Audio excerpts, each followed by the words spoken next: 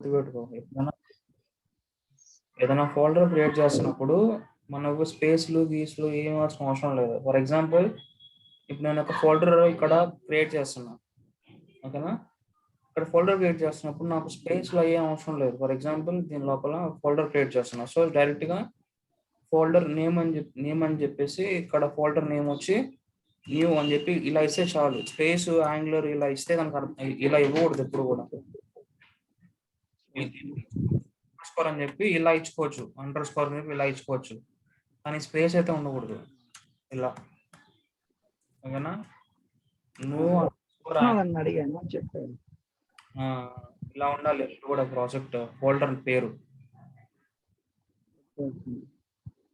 And ఇంకోటి ఏంటి అంటే నువ్వు చిన్న చిన్న విషయాలు జస్ట్ గూగుల్కి వెళ్ళి, ఫర్ ఎగ్జాంపుల్ నేను ఒకటే అతికావు ఎంజీ వర్షన్ ఎలా చేయాలని చెప్పి కదా.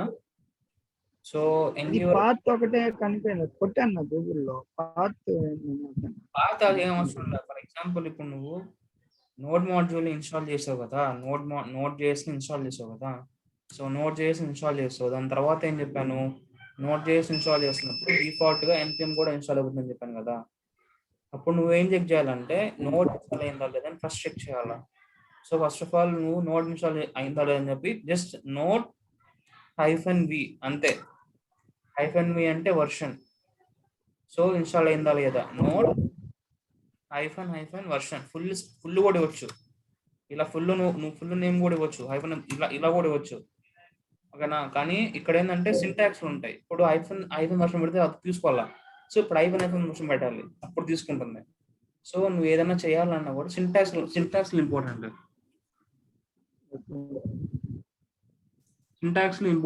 ఓకేనా. సింటాక్స్ అంటే చాలా చాలా ఇంపార్టెంట్.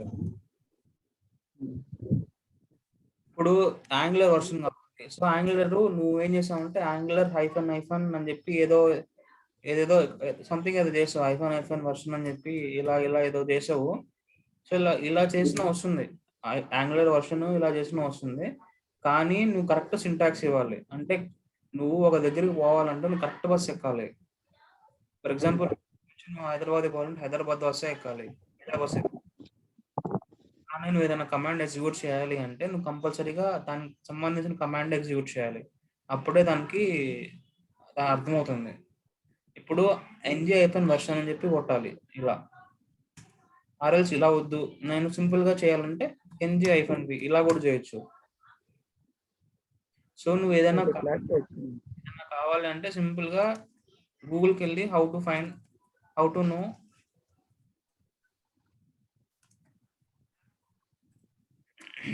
యాంగులర్ వర్షన్ అంతే. సింపుల్ గా ఇక్కడికి వెళ్ళగానే ఇక్కడ వచ్చేస్తుంది.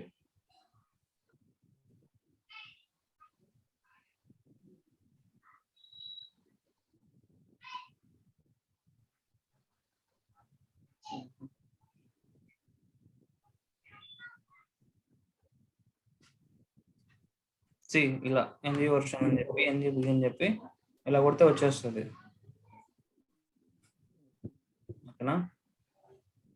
సో నెక్స్ట్ కాన్సెప్ట్ ఏంటి అంటే, ఇప్పుడు ఈరోజు కాంపోనెంట్స్ మిగతా ఫైల్స్ ఏమున్నాయి ఇంకా, అండ్ ఈరోజు ఏం చెప్తానంటే how to create components and how to create services and how to create ఇవన్నీ చెప్తాను, ఓకేనా. How to create services and how to create components, how to create మనం ఏ కమాండ్ ఎగ్జిక్యూట్ చేస్తే ఏ కమాండ్ ఎగ్జిక్యూట్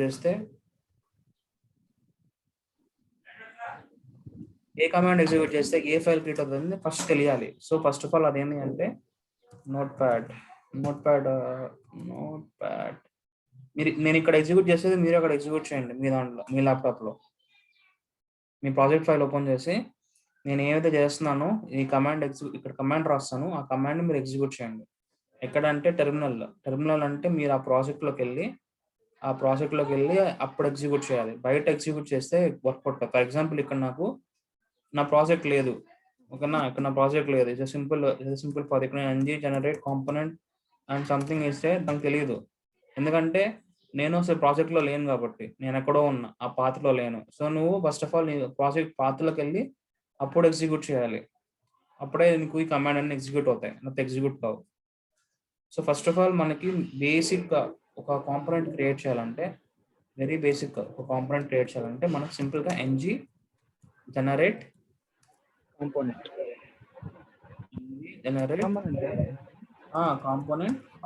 నేమ్. ఓకేనా? ఈ కాంపోనెంట్ నేమ్ ఏదైనా సరే మనం ఇచ్చుకోవచ్చు, కానీ మీనింగ్ఫుల్ నేమ్ తెచ్చుకోవాలి. ఫర్ ఎగ్జాంపుల్ నేను హెడర్ కాంపోనెంట్ క్రియేట్ చేయాలంటే అప్పుడు హెడర్ ఇవ్వాలి. నేను ఫర్ ఎగ్జాంపుల్ నేను ఫోటో కాంపోనెంట్ ఇవ్వాలంటే ఫోటో ఇవ్వాలి. ఫర్ ఎగ్జాంపుల్ నేను సైడ్ న్యాప్ కాంపోనెంట్ ఇవ్వాలంటే సైడ్ న్యాప్ కాంపోనెంట్ ఇవ్వాలి. ఫర్ ఎగ్జాంపుల్ నేను ప్రొఫైల్ కాంపోనెంట్ అంటే ప్రొఫైల్ కాంపోనెంట్ అని ఇవ్వాలి. సో నువ్వు డాట్ కాంపోనెంట్ ఏం పెట్టాల్సిన అవసరం లేదు, జస్ట్ హెడర్ అంతే, జస్ట్ హెడర్. సో ఇప్పుడు నీకు ఏమవుతుందంటే ఒక హెడర్ ఫోల్డర్ క్రియేట్ అయ్యి ఆ హెడర్ ఫోల్డర్ ఓపెన్ చేయగానే నీకు ఆల్ ఫైల్స్ కనిపిస్తాయి, HTML, CSS, TS and spec. ఓకేనా? ఇలా ఎగ్జిక్యూట్ చేయొచ్చు. ఎప్పుడు కూడా గుర్తుపెట్టుకోండి, కాంపోనెంట్స్ ఎప్పుడు కూడా స్మాల్ లెటర్స్ క్రియేట్ చేయండి. ఇప్పుడు కూడా కాంపోనెంట్స్ కానీ సర్వీసెస్ కానీ ఏదైనా సరే స్మాల్ లెటర్స్ తో క్రియేట్ చేయండి, ఎందుకంటే అది కోడింగ్ స్టాండర్డ్స్. ఓకేనా? ఇది మనం కాంపోనెంట్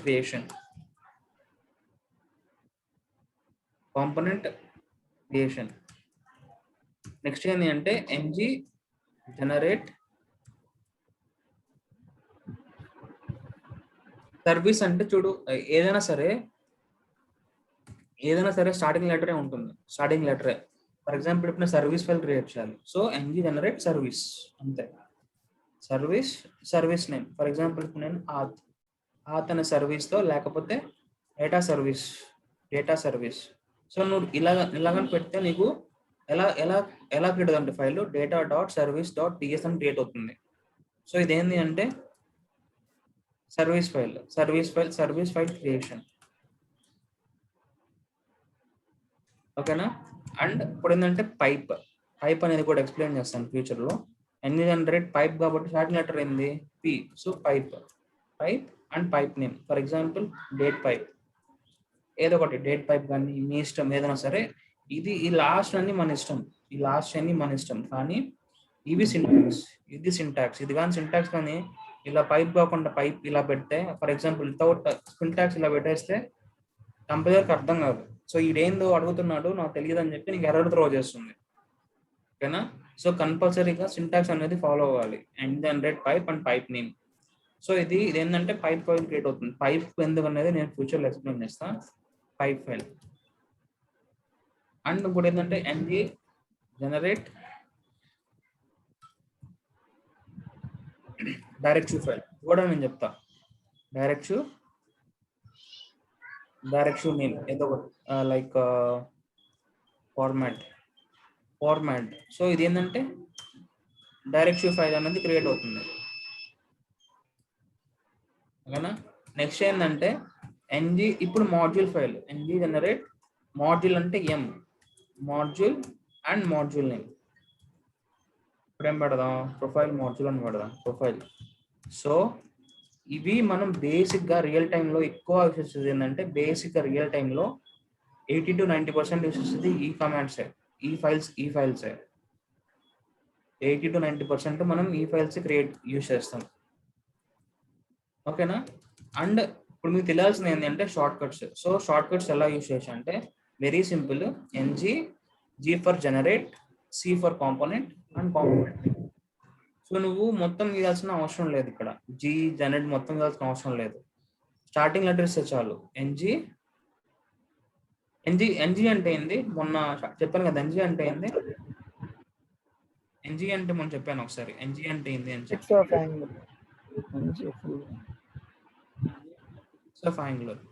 యాంగులర్. సో ఎన్జీ అని ఎక్కడన్నా చూసారంటే అదేంటంటే అది బేసిక్గా యాంగులర్ అని చెప్పి అర్థం. సో దీని షార్ట్కట్ ఏంటంటే ఎన్జీ జనరేట్ సర్వీస్. ఎస్ అంటే ఎస్, సర్వీస్ అంటే ఎస్, అండ్ సర్వీస్ నేమ్ అంటే ఏదో ఒకటి.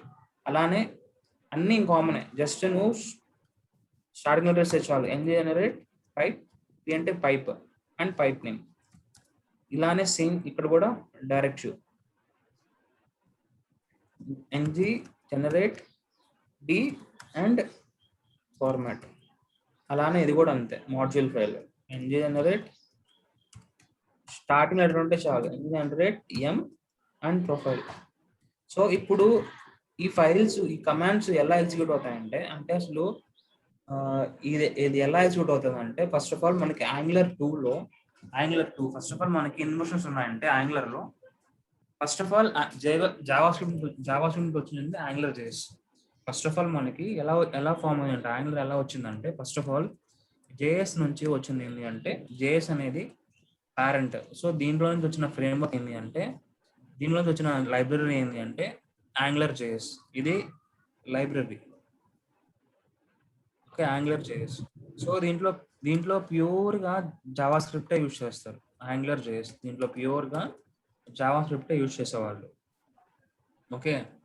అండ్ దీని తర్వాత యాంగులర్ జేఎస్ లో కొంచెం కోడ్ అనేది కొంచెం కాంప్లికేట్ గా ఉంటుంది. అంటే ఏదైనా సర్వీస్ కాల్స్ చేయాలన్నా కానీ, అవి చేయాలన్నా కూడా, సో కోడ్ కొంచెం కాంప్లికేట్ గా ఉంటుంది. అంటే కోడ్ కొంచెం ఎక్కువ కోడ్ రాయాలి, ఓకేనా. సో అందుకని చెప్పి మనం ఏం చేయొచ్చు అంటే, అందుకని యాంగులర్ జేఎస్ కాస్త తీసేసి, యాంగులర్ జేఎస్ డెవలప్ చేసింది ఎవరు అంటే గూగుల్ వాళ్ళు. యాంగులర్ జేఎస్ డెవలప్ చేసింది ఎవరు అంటే గూగుల్లో ఒక మెంబర్, ఒక టీమ్ డెవలప్ చేసింది angular JS. So angular JS లో కొన్ని డ్రాబ్యాక్స్ ఉన్నాయి. లైక్ సర్వీస్ కాల్ చేయాలంటే కొంచెం ఎక్కువ కోడ్ రాయాలి, అండ్ టెస్ట్ కేసెస్ రాయాలంటే వేరే దాన్ని ఇంపోర్ట్ చేసుకొని దాన్ని ఇంటిగ్రేట్ చేసుకొని చేయాలి. సో కొంచెం యాంగులర్ జేఎస్ లో కొంచెం డ్రాబ్యాక్స్ ఉన్నాయి. అందుకని చెప్పి మైక్రోసాఫ్ట్ టీం వాళ్ళు అండ్ గూగుల్ టీం వాళ్ళు కంబైన్ అయ్యి నీకు యాంగులర్ ని తీసుకొచ్చారు, యాంగులర్ 2ని. సో మీరు అంటారు ఇంటర్వ్యూలో, ఒకవేళ అడుగుతారు మీకు, హెచ్ఆర్ కాల్ చేసి నువ్వు యాంగులర్ చేసి వచ్చా, యాంగులర్ వచ్చా అంటే నువ్వు చెప్పాల్సింది యాంగులర్ వచ్చు అని చెప్పాలి, యాంగులర్ వచ్చు నాకు అని చెప్పాలి. యాంగులర్ జేఎస్ అనేది ఇది ఫస్ట్ వర్షన్ ఆఫ్ యాంగులర్. ఇది దీన్ని ఏమంటారు అంటే 1.0 కూడా అంటారు, యాంగులర్ 1.0 కూడా అంటారు. దీని యాంగులర్ 2 అబవ్ వర్షన్స్. యాంగులర్ 2లో సిఎల్ఐ కాన్సెప్ట్ లేదు. సిఎల్ఐ కాన్సెప్ట్ అంటే మనం ఈ కమాండ్స్ ఎగ్జిక్యూట్ చేస్తున్నాం కదా, మనం ఈ కమాండ్స్ ఎగ్జిక్యూట్ చేస్తున్నాం కదా, ఈ కమాండ్స్ అన్ని మనకి యాంగులర్ 2లో లేవు.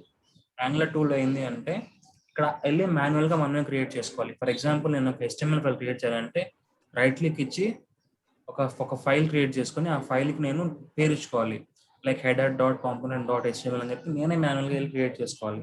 అది యాంగులర్ 2లో, ఓకేనా. యాంగులర్ 2లో అలా జరిగింది.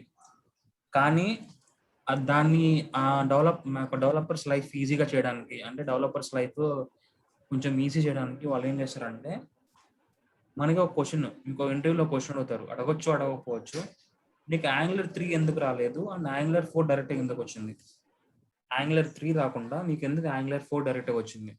సో యాంగులర్ 3 ఎందుకు రిలీజ్ చేయలేదు అంటే, మనకి ప్యాకేజెస్ ఉంటాయి కదా. ఫర్ ఎగ్జాంపుల్ యాంగులర్ లో మనకి ప్యాకేజెస్ ఉంటాయి, రైట్.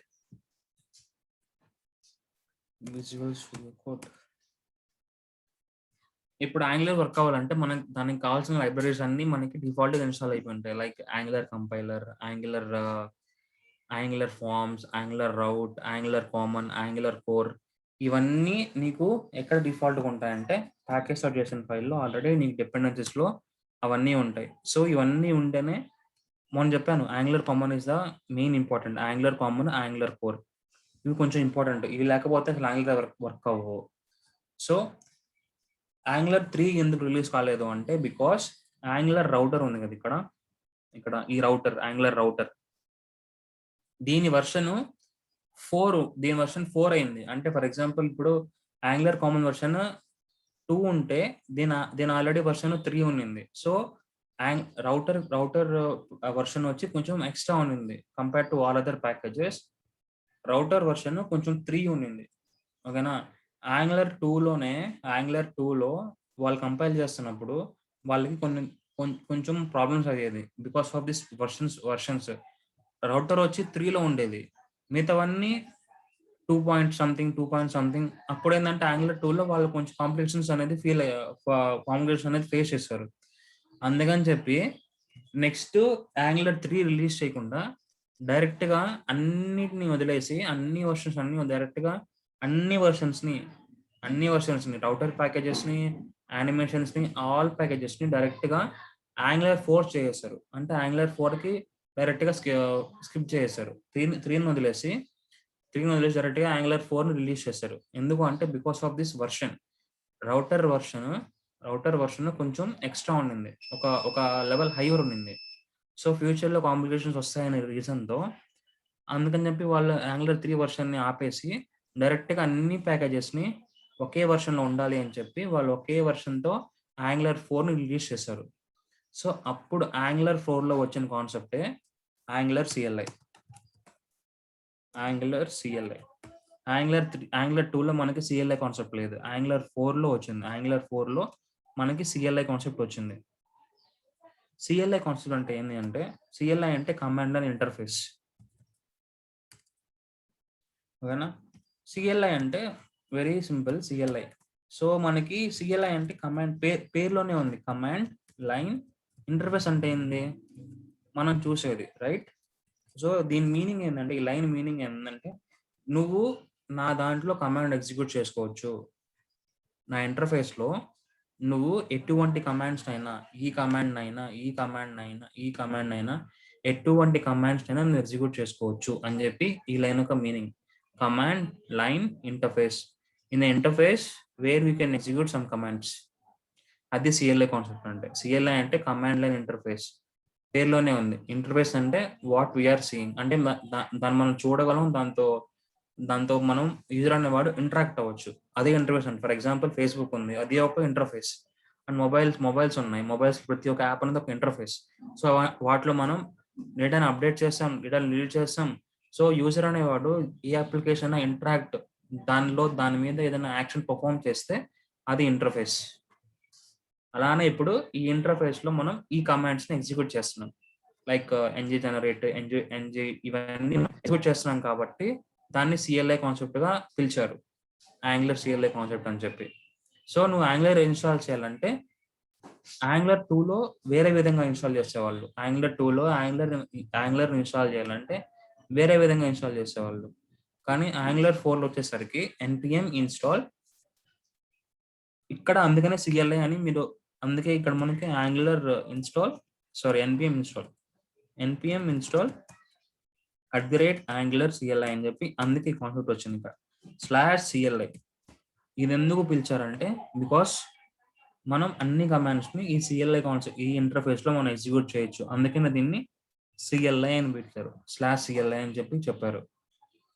అర్థమైందా? ఇది బ్యాక్‌గ్రౌండ్. అసలు సిఎల్ఐ ఎలా వచ్చింది? అండ్ యాంగులర్ 3 ఎందుకు రిలీజ్ కాలేదు? యాంగులర్ 3 రిలీజ్ ఎందుకు కాలేదంటే because of version compatibility. Angular రౌటర్‌లో కొంచెం వర్షన్ ఎక్కువ ఉన్నింది. సో, దాన్ని స్కిప్ చేయడానికి అన్ని వర్షన్స్‌ని 2 నుంచి డైరెక్ట్‌గా 4కి మైగ్రేట్ చేశారు. 3ని స్కిప్ చేశారు. ఇది రీజన్. అండ్ యాంగులర్ 4లో సిఎల్ఐ కాన్సెప్ట్ ఎందుకు వచ్చిందంటే because we are executing all these commands. మనం ఒక యాంగులర్ కమాండ్స్ అన్ని మనం ఎగ్జిక్యూట్ చేస్తున్నాం కాబట్టి దాని ఇంటర్ఫేస్ అని మనం అంటున్నాం. ఓకేనా? ఇది ఇంకా యాంగులర్ 5 వచ్చింది. యాంగులర్ 6 వచ్చింది. యాంగులర్ 7, యాంగులర్ 8, యాంగులర్ 9 ఇప్పుడు కరెంట్ వచ్చి యాంగులర్ 12. ఓకేనా? ఎందుకు ఇన్ని వర్షన్స్ రిలీజ్ చేస్తున్నారంటే ఫంక్షనాలిటీ వైస్ ఎటువంటి చేంజెస్ ఉండవు. ఫర్ ఎగ్జాంపుల్ కాంపోనెంట్ క్రియేషన్ కూడా సేమ్. యాంగులర్ 4లో ఎలా అయితే క్రియేట్ అవుతుందో యాంగులర్ 12లో కూడా అదే కాంపోనెంట్ అలానే క్రియేట్ అవుతుంది. Command is same. కానీ వాళ్ళు ఏంటంటే ఎక్స్ట్రా ఫీచర్స్‌ని యాడ్ చేసుకుంటూ వెళ్తున్నారు. ఫర్ ఎగ్జాంపుల్ యాంగులర్ 6లో ఇంతకుముందు ఒక కాంపోనెంట్ ఒక న్యూ ప్రాజెక్ట్ క్రియేట్ చేస్తున్నప్పుడు డైరెక్ట్‌గా క్రియేట్ అయిపోయేది. ఇప్పుడు యాంగులర్ 9 నుంచి ఏమవుతుందంటే do you want sauce file or CSS file? You want routing file or not? You want కొన్ని స్టెప్స్ అడుగుతుంది. అలానే కొన్ని మోడిఫికేషన్స్ చేస్తూ యాడ్ చేసుకుంటూ వెళ్తున్నారు. అంతేగాని బేస్ అంటే కాన్సెప్ట్స్ మటుకు ఫంక్షనాలిటీ పరంగా ఒకటే. కానీ ఫర్ ఎగ్జాంపుల్ ఒక ఇల్లు ఉంది. ఇల్లు పైన ఇల్లు కట్టుకుంటూ వెళ్తున్నారు. కానీ నువ్వు పైకెళ్ళాలంటే నువ్వు ఫస్ట్ కింద గ్రౌండ్ ఫ్లోర్‌ని నువ్వు క్రాస్ చేయాల్సిందే. అదే కాన్సెప్ట్ ఇక్కడ. ఇక్కడ యాంగులర్ 4లో మనం యూజ్ చేసిన కాన్సెప్ట్స్ యాంగులర్ 9లో ఉండవంటే ఉంటాయి. కానీ కొంచెం అప్‌గ్రేడ్ వెర్షన్స్‌లో ఉంటాయి అంతే. కానీ ఫంక్షనాలిటీ పరంగా సేమ్. Everything is same. కానీ ఫీచర్స్ అనేది యాడ్ చేసుకుంటూ వెళ్తున్నారు. అది కాన్సెప్ట్. యాంగులర్ బ్యాక్‌గ్రౌండ్ కాన్సెప్ట్ అంటే ఇది. ఓకేనా? ఈ ఫైల్స్ ఇప్పుడు నేను ఎగ్జిక్యూట్ చేసి చూపిస్తా. అంటే ఈ కమాండ్ ఎగ్జిక్యూట్ చేసినప్పుడు ఏ ఫైల్స్ వస్తాయి అండ్ ఈ కమాండ్ ఎగ్జిక్యూట్ చేసినప్పుడు నీకు ఏ ఫైల్స్ వస్తాయి అనేది నేను చూపిస్తా. సో ఇది ఓకే, ఇది ఆల్రెడీ ఒక ప్రాజెక్ట్ ఉంది. సో ఇది నువ్వు ఇక్కడ నుంచి నువ్వు విఎస్ కోడ్ లో నుంచి దీని పాత్ అంటే దీన్ని ఫైల్ ఎక్స్ప్లోరర్ అంటే ఈ ఎక్స్ప్లోరర్ లో రివీల్ చేయాలంటే నువ్వు నార్మల్ గా రివీల్ చేయాలంటే వెరీ సింపుల్.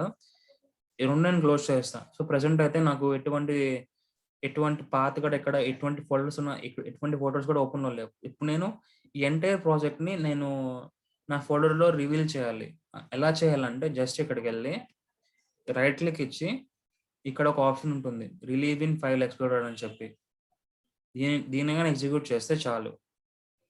ఈ కమాండ్ మీద ఇది కానీ క్లిక్ చేసామంటే నీ ప్రాజెక్ట్ ఎక్కడైతే ఉందో అక్కడ రివీల్ అవుతుంది.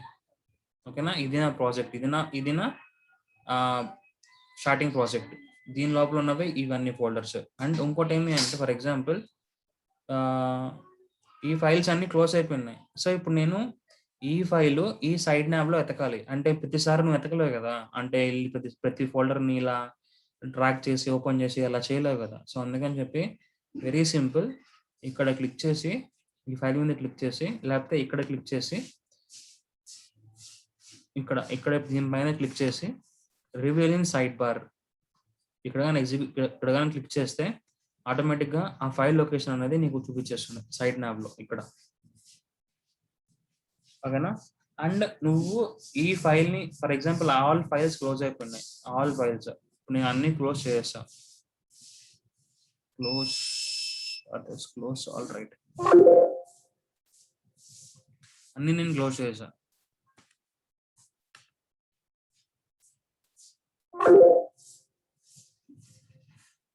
ఓకేనా, ఇప్పుడు నేను హెడర్ ఫైల్ ని ఓపెన్ చేయాలి. హెడర్ ఫైల్ ఓపెన్ చేయాలంటే వెరీ సింపుల్, కంట్రోల్ ఈ కొడితే చాలు. కంట్రోల్ ఈ కొట్టిన తర్వాత నీకు ఇక్కడ పైన ఒక సెర్చ్ బార్ లాగా వస్తుంది. కంట్రోల్ ఈ కొట్టాలి.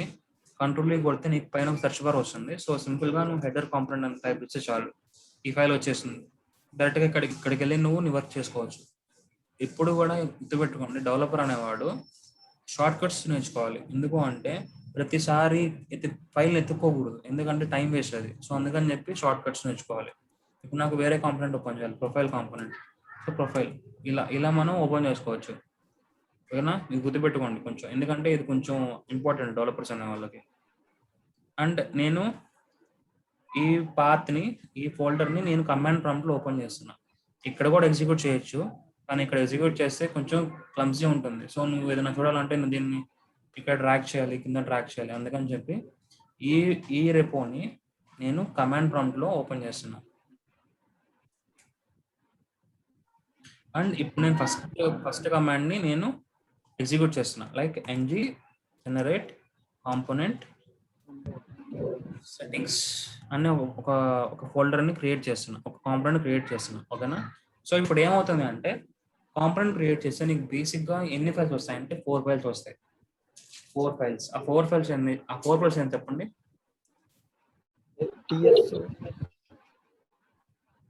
ts split html file, bro main.ts file, html main.ts file ఎందుకు వస్తుంది bro?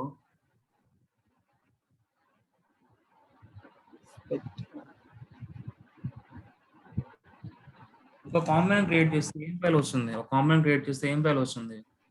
ts file, main file వస్తుందా? main.ts ఫైల్ వస్తుందా? ts file same HTML CSS ts file spec file అవే వస్తాయి. ఇవే కాంపోనెంట్ లో వచ్చేది ఈ 4 ఫైల్స్. కాంపోనెంట్ లో వచ్చేది only 4 files, HTML page, CSS page, ts page, ts అంటే JavaScript page and spec file. ఈ స్పెక్ ఫైల్ మళ్ళీ ఎక్స్ప్లెయిన్ చేస్తా. అండ్ ఇక్కడ చూసారంటే update SRC app model ts అని ఒకటి ఉంది, రైట్? దేని అంటే నేనేం చెప్పాను, ఏదైనా కాంపోనెంట్ క్రియేట్ చేస్తే ఏదైనా నువ్వు ఒక కాంపోనెంట్ కానీ సర్వీస్ కానీ నువ్వు ఏది క్రియేట్ చేసినా కూడా కంపల్సరీగా దాన్ని యాప్ మాడ్యూల్లో రిజిస్టర్ చేయాలని చెప్పాను కదా. సో ఆటోమేటిక్గా వెళ్ళి అది రిజిస్టర్ అయిపోయింది. ఇక్కడ చూసారంటే ఆటోమేటిక్గా వచ్చి రిజిస్టర్ అయిపోయింది. డిక్లరేషన్స్ లో వచ్చి ఆటోమేటిక్గా రిజిస్టర్ అయిపోయింది. అందుకనే ఇప్పటి నుంచి మనం ఈ కాంపోనెంట్ ని మనం యూజ్ చేసుకోవచ్చు. ఫర్ ఎగ్జాంపుల్ ఈ సెట్టింగ్స్లో నేను తీసేసానంటే నువ్వు ఈ ఈ కాంపోనెంట్ నువ్వు యూజ్ చేసుకోలేవు. ఎందుకంటే నువ్వు డిక్లరేషన్స్లో కాంపోనెంట్స్లో ఈ మాడ్యూల్ ఫైల్లో డిక్లరేషన్స్లో ఆ డిపెండెన్సీ తీసావు కాబట్టి. సో నువ్వు ఈ కాంపోనెంట్ని యూజ్ చేయాలి అంటే కంపల్సరీగా దాన్ని ఇక్కడ డిక్లేర్ చేయాలి. అంటే దానికి డిపెండెన్సీ ఇక్కడ పంపించాలి. అప్పుడే నువ్వు ఆ కాంపోనెంట్ని నువ్వు యూజ్ చేయగలవు, లేకపోతే నువ్వు యూజ్ చేయలేవు. ఓకేనా? ఇవన్నీ సింపుల్స్ బేసిక్స్ ఇవి. కాంపోనెంట్ కానీ ఒక సర్వీస్ ఫైల్ కానీ ఏ ఫైల్ అయినా నువ్వు యూజ్ చేయాలి అంటే కంపల్సరీగా మాడ్యూల్ ఫైల్లో వెళ్ళి రిజిస్టర్ చేయాలి. రిజిస్టర్ చేస్తేనే నువ్వు యూజ్ చేయగలవు. ఫర్ సేమ్ థింగ్ ఒక వెహికల్ కొన్నప్పుడు నువ్వు బయట ఫ్రీగా తిప్పాలంటే కంపల్సరీగా వెళ్ళి ఆర్టీఓ ఆఫీస్లోకి వెళ్ళి దాన్ని రిజిస్టర్ చేయాలి. రిజిస్టర్ చేసుకున్న తర్వాత నీకు సీ బుక్ అన్నీ వస్తాయి. అప్పుడు నువ్వు ఎక్కడ కావాలంటే అక్కడ నువ్వు బైక్ తిప్పవచ్చు. అలానే ఒక కాంపోనెంట్ కానీ ఒక సర్వీస్ ఫైల్ కానీ ఏ ఫైల్ అయినా సరే నువ్వు నీ యాంగులర్ అప్లికేషన్ యూజ్ చేయాలంటే ఫస్ట్ ఆఫ్ ఆల్ యాప్ మాడ్యూల్లో వచ్చి రిజిస్టర్ చేసుకోవాలి. అప్పుడే దాన్ని దాని మీద వర్క్ చేయగలవు, లేకపోతే వర్క్ చేయలేవు. ఓకేనా? ఇది ఒక కాంపోనెంట్ ఎగ్జిక్యూట్ చేస్తే వచ్చేవి ఇవి వచ్చే ఫైల్స్. ఓకేనా? నెక్స్ట్ ఏంటి అంటే service generate service data. So ఇప్పుడు నాకు ఎన్ని ఫైల్స్ వస్తాయంటే ఓన్లీ 2 ఫైల్స్ వస్తాయి. కాంపోనెంట్లో ఒక్కటే నీకు 4 ఫైల్స్ వస్తాయి. మిగతా ఏం ఎగ్జిక్యూట్ చేసినా కూడా నీకు 2 ఫైల్స్ వస్తాయి. ఓకేనా? ఇంకా చూస్తారంటే ఓన్లీ 2 ఫైల్స్. ఓకేనా? సో ఇలా సర్వీస్ ఫైల్ అనేది 2 ఫైల్స్ అనేది నీకు ఇచ్చింది. సర్వీస్ ఫైల్ గురించి మళ్ళీ ఎక్స్ప్లెయిన్ చేస్తాం. అంటే ఇప్పుడు ng generate pipe name date pipe. So ఇది కూడా మనకి ఎలా ఎగ్జిక్యూట్ చేస్తుంది అంటే ఇది కూడా మనకి జస్ట్ 2 ఫైల్స్ని నీకు క్రియేట్ చేస్తుంది. పైప్ ఫైల్ కానీ అపార్ట్ ఫ్రమ్ కాంపోనెంట్ మిగతా ఫైల్స్ అన్ని నీకు టూ ఫైల్సే ఇస్తుంది. మిగతావన్నీ కాంపోనెంట్ ఒకటే 4 ఫైల్స్ ఇస్తుంది. మిగతావన్నీ నీకు 2 ఇస్తుంది. సర్వీస్ ఫైల్ కానీ పైప్ ఫైల్ కానీ డైరెక్టివ్ ఫైల్ కానీ ఏదైనా సరే ఇంకా ఓన్లీ 2 ఫైల్సే ఇస్తుంది. ఓకేనా? ఇక్కడ కూడా 2 ఫైల్సే. ఓకే, అలానే ఇప్పుడు ng generate directive and date directive.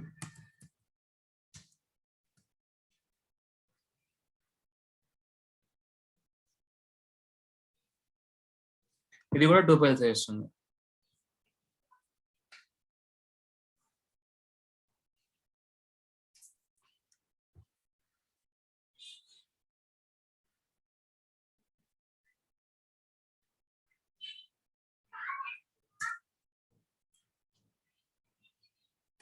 చూసారా డైరెక్టివ్?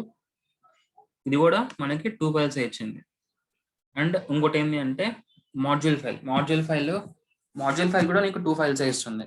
కానీ ఓన్లీ ఇన్ కాంపోనెంట్ మనకి 4 ఫైల్స్, మిగతావన్నీ మనకి 2 ఫైల్స్ ఇస్తుంది. ఓకేనా?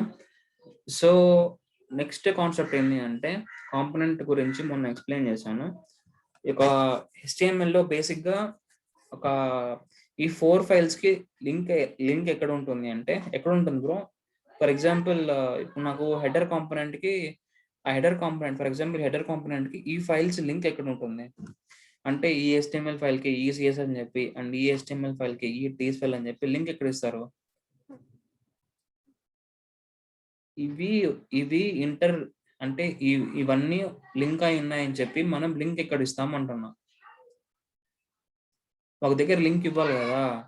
మనం బయట మామూలు HTML పేజెస్ లో ఎలా ఇస్తాము? ఒక CSS ఫైల్ లింక్ చేయాలంటే ఎలా లింక్ అని ఇస్తాము, ఒక స్క్రిప్ట్ ఫైల్ లింక్ చేయాలంటే స్క్రిప్ట్ అని ఇస్తాము. అలానే ఈ ఫైల్స్ అన్ని నువ్వు లింక్ చేయాలంటే నువ్వు ఎక్కడ లింక్ చేస్తావు అంటున్నా, అది క్వశ్చన్.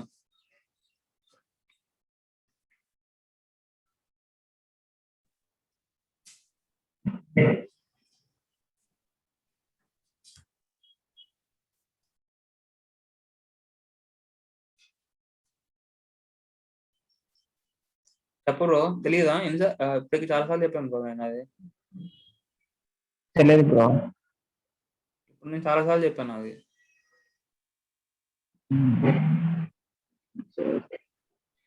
సాయి నువ్వు చెప్పు సాయి. సర్కిట్ మర్చిపోయాను కదా.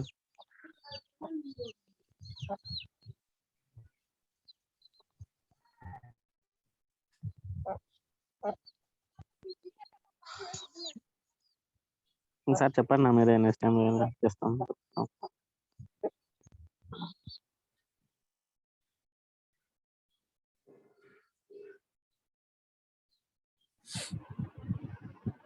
ఇప్పుడు చాలాసార్లు చెప్పాను బ్రో, ఇదే లింక్.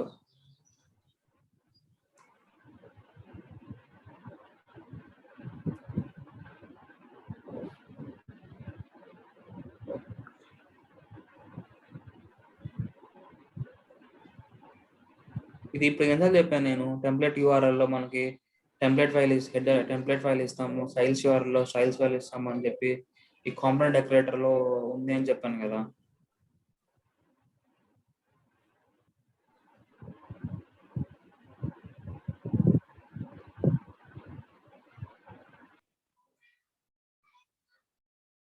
చెప్పలేదు బ్రో, ఇది చెప్పాక కదా సార్ ఇప్పటికే.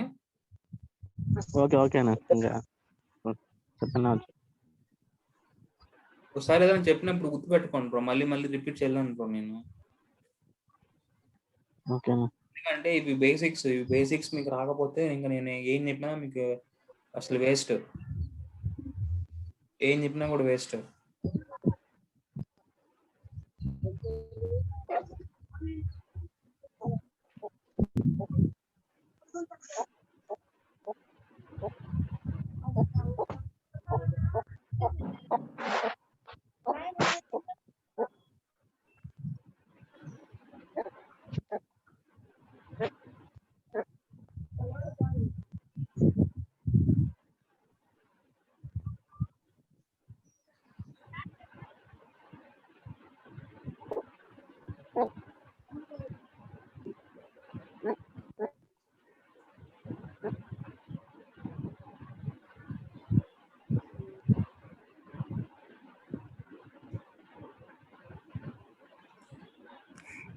ఇది మర్చిపోకండి బ్రో, ఎందుకంటే ఇది కొంచెం ఇంపార్టెంట్. ఇవి మీ బేసిస్, మీరు బేసిస్ కానీ స్ట్రాంగ్ గా ఉంటే మిగతా అన్ని మీకు ఈజీగా ఉంటాయి. నాకు నిన్న చెప్పిన కాన్సెప్ట్ చెప్పండి. ఒక ఫస్ట్ ఆఫ్ ఆల్ మనకి కాల్ అయ్యే ఫైల్ ఏంది, ng7 కమాండ్ ఎగ్జిక్యూట్ చేయగానే ఫస్ట్ కాల్ అయ్యే ఫైల్ ఏంది, main.ts ఫైల్, తర్వాత మాడ్యూల్, తర్వాత కాంపౌండ్. ఓకే, సో మాడ్యూల్ ఫైల్లో ఎక్కడ డిక్లేర్ చేస్తాము, నాకు ఈ component correct. So boot strap లో మనం ఆ కాంపోనెంట్ పేరు ఇస్తాం. సో అక్కడ నుంచి కరెక్ట్ గా నీకు ఆ కాంపోనెంట్కి వెళ్ళి ఆ కాంపోనెంట్ లో టెంప్లెట్లు URL ఫైల్ ని నీకు లోడ్ చేస్తుంది. ఇది కాన్సెప్ట్, ఓకేనా. ఇది బేసిక్ కోర్ కాన్సెప్ట్. ఈ కోర్ కాన్సెప్ట్ మీకు వచ్చిందంటే నెక్స్ట్ మీకు యాంగులర్ ఈజీ అయిపోతుంది. గుర్తుపెట్టుకోండి, ఇవి సింపుల్ గా ఉంటాయి కానీ గుర్తుపెట్టుకోండి. లింక్ ఎక్కడ ఇస్తారు అనేది మీరు చెప్పాలి. ఇది లింక్, టెంప్లెట్ URL లో ఇచ్చిన లింక్, స్టైల్స్ URL ఇచ్చిన లింక్, ఓకేనా. నెక్స్ట్ ఫైల్, సో అంతే. ఇంకా ఈ ఫైల్స్ అన్ని ఇలా క్రియేట్ అవుతాయి. Only in component will create component లో మనకి 4 ఫైల్స్, మిగతావన్నీ మనకి 2 ఫైల్స్ అంతే. ఇది సింపుల్, ఇది కూడా ఒక సింపుల్ బేసిక్ థింగ్. కాంపోనెంట్ లో 4, మిగతా ఫైల్స్ అన్ని 2. ఓకేనా. ఈ ఫైల్స్ అన్ని నువ్వు యూజ్ చేయాలి అంటే ఈ కాంపోనెంట్ ఫైల్ ని, సర్వీస్ ఫైల్ ని, పైప్ ఫైల్ ని, ఈ డైరెక్టివ్ ఫైల్ ని నువ్వు యూజ్ చేయాలి అంటే కంపల్సరీగా మాడ్యూల్ ఫైల్ లో వచ్చి రిజిస్టర్ చేయాలి. ఇక్కడ చూసారా, డేట్ డైరెక్టివ్, పైప్ కాంపోనెంట్, ఇవన్నీ నేను క్రియేట్ చేస్తాను. సో ఇక్కడికి వచ్చి నాకు నేను మొన్న ఏం చెప్పాను, we register components, pipes and directives, right. So అవే ఇప్పుడు నేను క్రియేట్ చేసిన ఫైల్స్ అన్ని ఇక్కడికి వచ్చి రిజిస్టర్ అయిపోయాయి.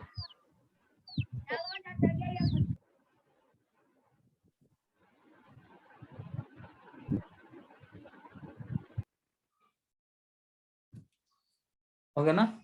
సో ఇది కాన్సెప్ట్. సో ఇక్కడ ఎందుకు నాకు డైరెక్టివ్ ఫైల్ రిజిస్టర్ అయింది, ఇక్కడ ఎందుకు నాకు పైప్ ఫైల్ రిజిస్టర్ అయింది అంటే బికాస్ డిక్లరేషన్స్ అనే అరేలో మనకి మనం రిజిస్టర్ చేసేది 3 components, 3 things. One is components, one is pipes, one is directives. ఈ 3 అర్థమైందా? ఇది కాన్సెప్ట్. ఇక్కడ మీకు ఇంకొక డౌట్ రావాలి, సర్వీస్ ఫైల్ ఎందుకు రిజిస్టర్ కాలేదు అని చెప్పి కదా. So 3 files, okay. Component file settings అనే కాంపోనెంట్ మనం క్రియేట్ చేసింది ఎన్ని సెట్టింగ్ కాంపోనెంట్స్ కదా, మనం క్రియేట్ చేసింది ఎన్ని సెట్టింగ్స్ కాంపోనెంట్. సో ఇక్కడ రిజిస్టర్ అయింది. అలానే డేట్ పైప్ ఏది, ఈ పైప్ డేట్ పైప్ ఇక్కడ రిజిస్టర్ అయింది. అండ్ డేట్ డైరెక్టివ్ ఇక్కడ రిజిస్టర్ అయింది. కానీ ఎందుకు నాకు సర్వీస్ ఫైల్ రిజిస్టర్ కాలేదు? ఇక్కడ చూస్తారంటే అప్డేట్ యాప్ మోడల్.ts, సో ఇది ఎందుకు అప్డేట్ అని వచ్చిందంటే, ఆటోమేటిక్గా బై డిఫాల్ట్గా వాళ్ళే డిపెండెన్సీ ఇక్కడ పాస్ చేస్తున్నారు ఆటోమేటిక్గా. అందుకని ఇక్కడ నీకు అప్డేట్ అనే మెసేజ్ వచ్చింది ఇక్కడ. కానీ ఇక్కడ ఎందుకు రాలేదు, సర్వీస్ ఫైల్కి ఎందుకు రాలేదు అంటే, సర్వీస్ ఫైల్ కూడా మనం పాస్ చేస్తాం, కానీ ఇప్పుడు ప్రజెంట్ అయితే పాస్ చేయం. సో ఎప్పుడైతే నువ్వు ఏపీఐ కాల్స్ చేయాలి అన్నప్పుడు నువ్వు మాన్యువల్గా వచ్చి నువ్వు పాస్ చేయాలి. ఓన్లీ ఫర్ సర్వీస్ ఫైల్స్ ఇక్కడ పాస్ చేయకపోయినా వర్క్ అవుతుంది, కానీ కోడింగ్ స్టాండర్డ్స్ ప్రకారం నువ్వు వచ్చి మాన్యువల్గా పాస్ చేయాలి.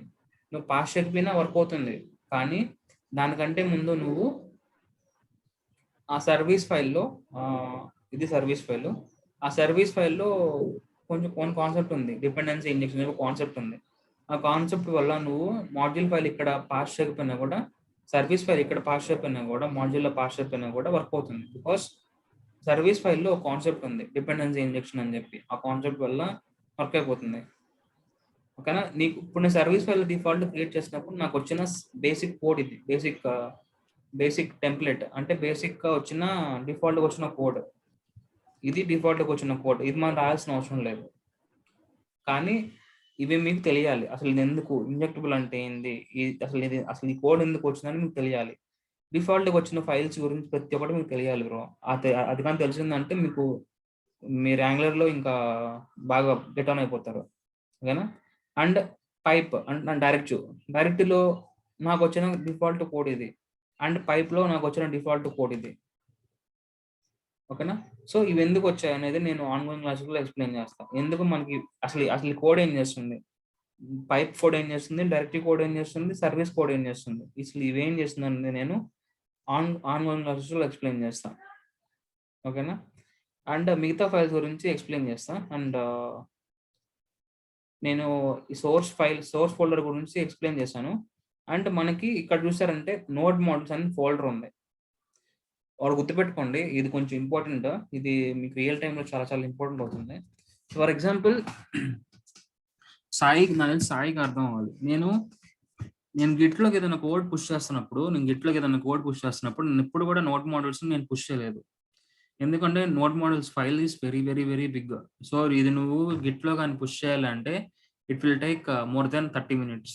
ఈ ఫైల్స్లో కోడ్ అంతా నువ్వు ఈ ఫోల్డర్లో ఉన్న ఇవన్నీ నువ్వు గిట్లో పుష్ చేయాలనేది ఇంపాసిబుల్ టాస్క్. అండ్ ఇప్పుడు నేను ఈ ఫోల్డర్ నేను ఇగ్నోర్ చేయని చెప్పి గిట్కి ఎలా చెప్పాలి అంటే, ఈ ఫోల్డర్ నాకు ఇగ్నోర్ చేయని చెప్పి ఇది ఎక్కడ పెడతారంటే, మనకి ఒక ఫైల్ ఉంది, అదేంటి అంటే గిట్ ఇగ్నోర్ ఫైల్. ఇక్కడ గిట్ ఇగ్నోర్ ఓపెన్ చేస్తే ఆటోమేటిక్గా ఇక్కడ చెప్పేస్తుంది నాకు నోడ్ మోడల్స్ని ఇగ్నోర్ చేయని చెప్పి. ఒక్క నిమిషం ఇక్కడ ఉండాలి. ఇక్కడ ఇదిగో ఇక్కడ డిపెండెన్సీస్ని ఇగ్నోర్ చేయని చెప్పి మనం గిట్ ఇగ్నోర్ అనే ఫైల్లో ఆ డిఫాల్ట్గా వాళ్ళు ఇక్కడ డిఫాల్ట్గా చెప్పేశారు. అంటే నువ్వు ఫర్ ఎగ్జాంపుల్ ఈ కోడ్ని నువ్వు గిట్లో పుష్ చేస్తున్నప్పుడు, నువ్వు గిట్ యాడ్ కొట్టినా కూడా, గిట్ పుష్ చేసినా కూడా నీకు నోడ్ మోడల్స్ ఫైల్ అనేది నీకు పుష్ అవ్వవు. ఫర్ ఎగ్జాంపుల్ ఇప్పుడు నాకు సోర్స్ ఫోల్డరే వద్దు, అప్పుడు సింపుల్గా ఏం చేయొచ్చు అంటే /src ఇలా పెట్టుకోవచ్చు. సో అప్పుడు నీకు SRC ఫోల్డర్ కూడా నీకు గిట్లో పుష్ కాదు. ఓకేనా? ఇది బేసిక్, ఇది ఆల్రెడీ ప్రీ డిఫైన్గా వచ్చేసేది. సో గిట్ ఇగ్నోర్ ఫైల్లో మనం ఏమేమి ఫైల్స్ మనకి గిట్లో పుష్ అవ్వకూడదు అని చెప్పి మనం ఇక్కడ మెన్షన్ చేసుకుంటాం. అండ్ ఇంకో ఫైల్ ఏంటి అంటే కర్మ config.js. కర్మ కాన్ఫిగ్ డాట్ జేఎస్ అనే ఫైల్ ఎందుకంటే it's purely for test cases. నీ కోడ్ నువ్వు టెస్ట్ చేయడానికి మనకి ప్యూర్లీగా మనం ఈ టెస్ట్ కేస్ ఈ కర్మ కాన్ఫిగ్ డాట్ జేఎస్ ఫైల్ని మనం యూజ్ చేస్తాం. ఇది టెస్ట్ కేసెస్లో ఇది ప్రజెంట్ అయితే మీకు అవసరం లేదు, ఇది అడ్వాన్స్డ్. సో దీని గురించి మళ్ళీ తెలుసుకుందాం. అండ్ నెక్స్ట్ ఏంటంటే ప్యాకేజ్ డాట్ జేసన్. సో ఇది ఆల్రెడీ చెప్పేసాను. అండ్ ఇది ఎందుకు వస్తుంది అంటే ప్యాకేజ్ లాగ్ డాట్ జేసన్ ఎందుకు వస్తుంది అంటే దీని రెప్లికా ఇది, అంటే దీన్ని డూప్ ఇది. అంటే నువ్వు ఈ ప్యాకేజ్ జేసన్ ఫైల్లో నువ్వు ఏవేవైతే ఇన్స్టాల్ చేసావో అవన్నీ నీకు ఇక్కడ ఇంకో విత్ వర్షన్ అండ్ ఎక్కడి నుంచి వచ్చింది, రిజాల్వ్, ఇంటిగ్రెంట్, రిక్వైర్మెంట్స్.